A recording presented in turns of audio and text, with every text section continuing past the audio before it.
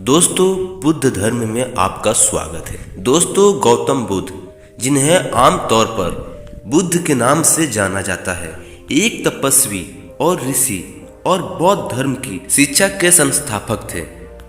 ऐसा माना जाता है कि उन्होंने ईसा पूर्व 6ठी और 4ठी शताब्दी के बीच भारतीय उपमहाद्वीप के पूर्वी हिस्से में पढ़ाया और निवास किया था।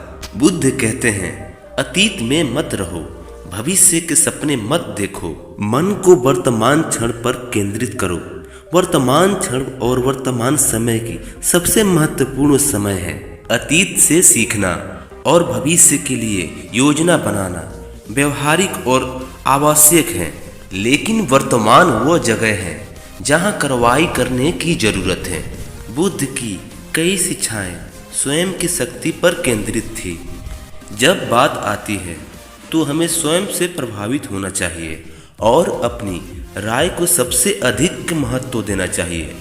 केवल हम ही हैं जो अपनी मन स्थिति को बदल सकते हैं। बुद्ध कहते हैं, समझ अच्छी तरह से बोले गए शब्दों का मूल आधार है।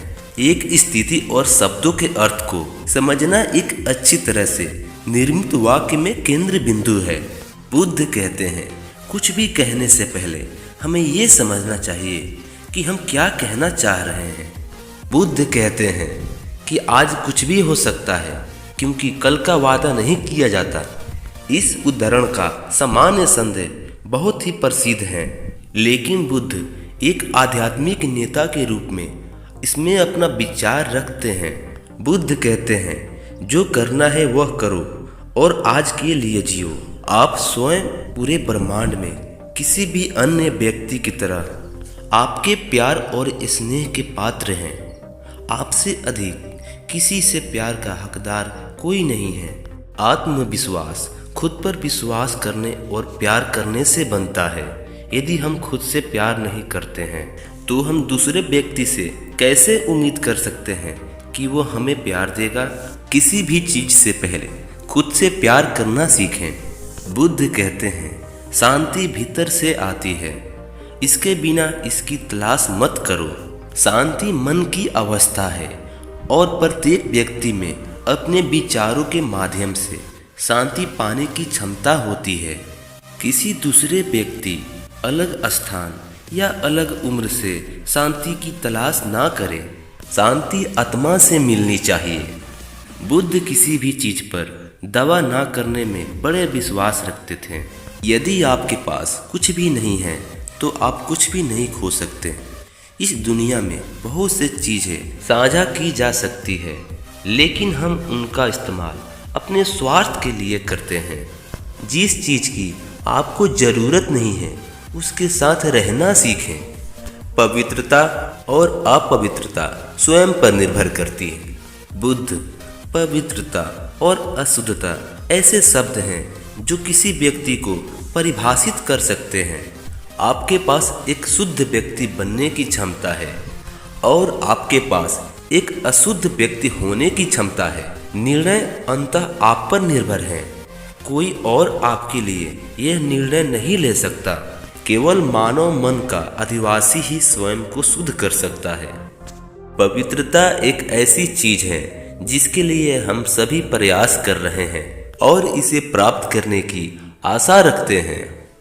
शुद्ध आत्मा का अर्थ है भविष्य या अतीत के प्रति कोई पछतावा या चिंता ना होना। शुद्ध आत्माएं मानवता में विश्वास करती है और प्रतिदिन बढ़ने का प्रयास करती है। हमारे दैनिक विचार वही बन जाते हैं जो हम हैं। सुनिश्चित करें कि आपके विचार उस प्रकार का वर्णन करते हैं जिस प्रकार का व्यक्ति आप बनना चाहते हैं। भ्रामक विचारों को सोचने में बहुत अधिक समय व्यतीत करना अशुद्ध विचारों की राह पर ले जाएगा। मन ही सब कुछ है। आपको क्या लगता है आप क्या बनेंगे? विचार कर्म में बदल जाते हैं और कर्म चरित्र में बदल जाते हैं। मन मानव शरीर का सबसे शक्तिशाली पहलू है। हमारे विचार शक्तिशाली हैं और वे हमें अविश्वसनीय या भयानक काम करने के लिए प्रेरित कर सकते हैं। याद रखें कि अगली बार जब आप दिव्यास्वर देखना शुरू करें। हजारों खोखले शब्दों से बेहतर वो शब्द हैं जो शांति लाता है। महान अर्थों का एक शब्द बिना अर्थ वाले 1000 शब्दों से बेहतर है। बुद्ध संक्षिप्त भाषण पर जोर देते थे और यही कारण है कि बौद्ध धर्म का पालन करने वाले कई लोग ने मौन व्रत लिया है। शरीर को स्वस्थ रखना एक कर्तव्य है। जिस प्रकार हमें आध्यात्मिक मन को जागृत और स्पष्ट रखने की आवश्यकता है, उसी प्रकार हमें अपने भौतिक शरीर की देखभाल करनी चाहिए। स्वस्थ शरीर के बिना दिमाग ठीक से काम नहीं कर पाता है। जिस प्रकार मोमबत्ती आग के बिना नहीं जल सकती, उसी प्रकार मनुष्य आध्यात्मिक जीवन के बिना नहीं रह सकता।